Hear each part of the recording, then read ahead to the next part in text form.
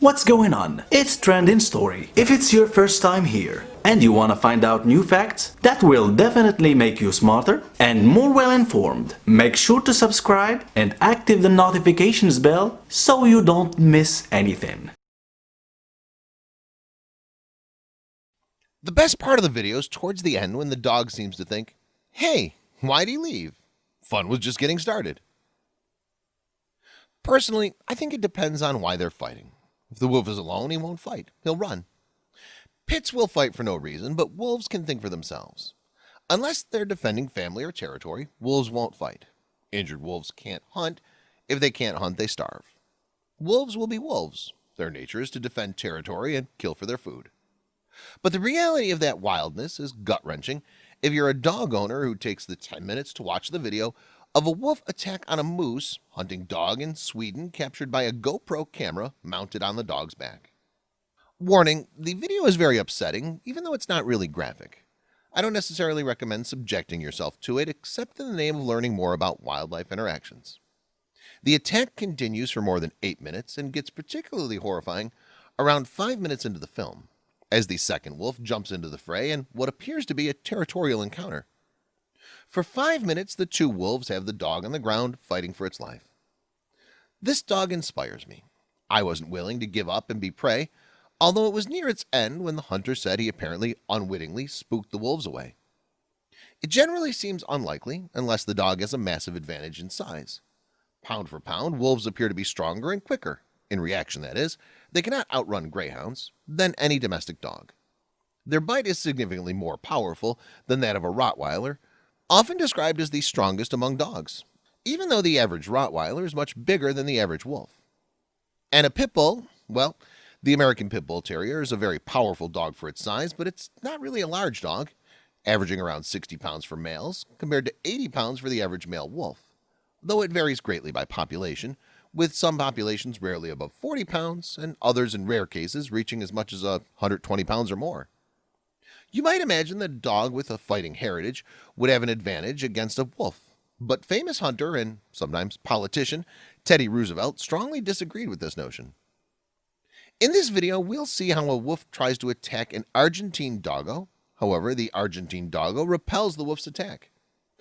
It's worth mentioning that wolves are very intelligent by nature, and that's why they don't say they can expose themselves for the bulldog, since in a fight, if they get hurt and an injury, that the animal kingdom can be fatal for the wolf.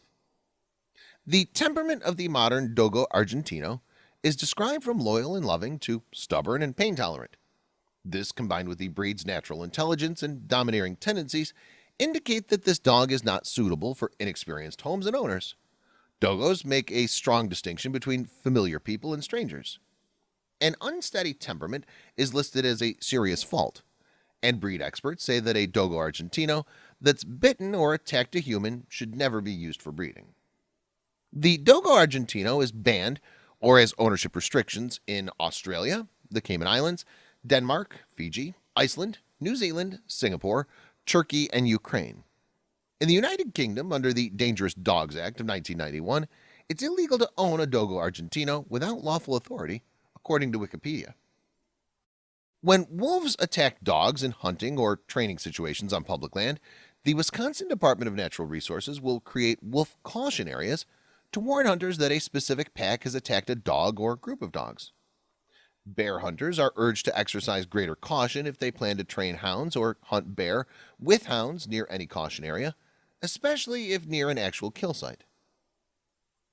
As with other wild canids, wolves are very territorial and will guard their territories from other wolves, coyotes, and domestic dogs.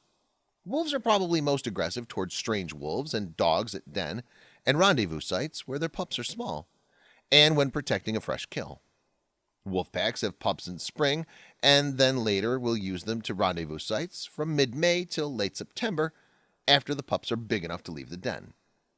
Adult wolves are very defensive of pups at rendezvous sites and will attack other predators, including dogs, which get too close to the rendezvous sites or the pups. A pack will use from 2 to 3 to as many as 6 or more rendezvous sites during the summer. The exact locations vary from year to year and throughout the summer. The sites are usually forest openings or edge areas with lots of wolf tracks, droppings, and matted vegetation. Move 2 or 3 miles from any rendezvous site if possible before releasing dogs. In addition, avoid releasing dogs at baits recently visited by wolves. When looking for bear sign near bait, make sure to also track for wolf tracks. Be familiar with your own dog's tracks so that you can distinguish it from any wolf tracks. If a specific bait site has received a lot of wolf use, discontinue using it until wolves have left and concentrate on an alternative bait site. Some hunters have had success with bells on dog collars to reduce wolf attacks, but some dogs with bells have been attacked by wolves. At one point, the frightened wolf yelps with pain as it's bitten on the nose and only fights back when it's attacked. Several dogs go after the wolf, which can be seen limping badly by the end of the clip. As the video comes to an end, 3 dogs lunge at their victim at the same time. It's unclear how the incident ended, and the identity of those involved is not known. The clip was widely shared online, with most saying they were horrified by the footage. One said, "The worst beast of all is a human." Another said, "Actually, wolves have a very good memory and a drive to avenge. People should keep that in mind for the next time."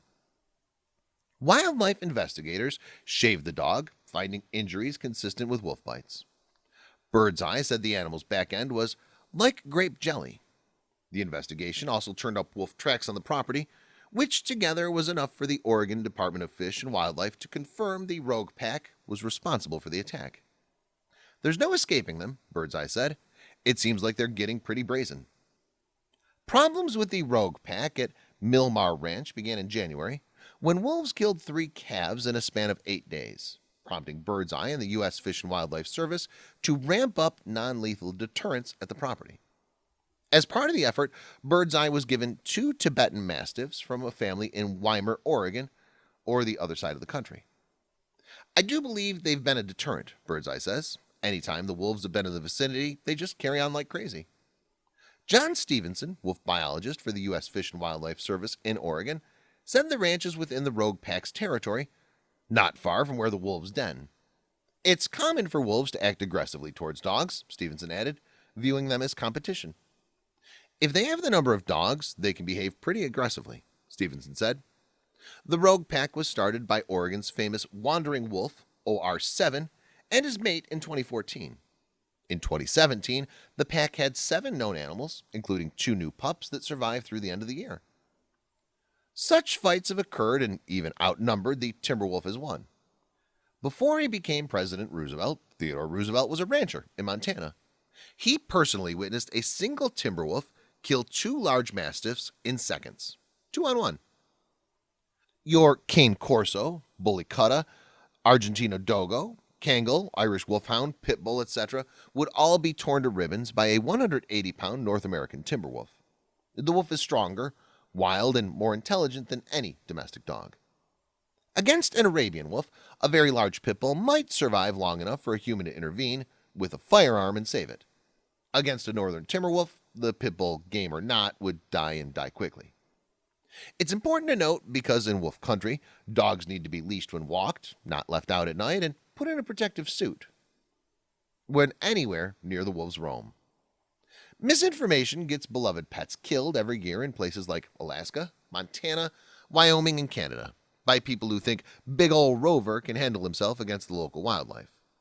We don't need to engage in keyboard speculation when the data is already available. Such fights have occurred, and the dog, not the wolf, died. Thanks for watching. Please like and share the video in social networks. We'll be right back to you as fast as we can.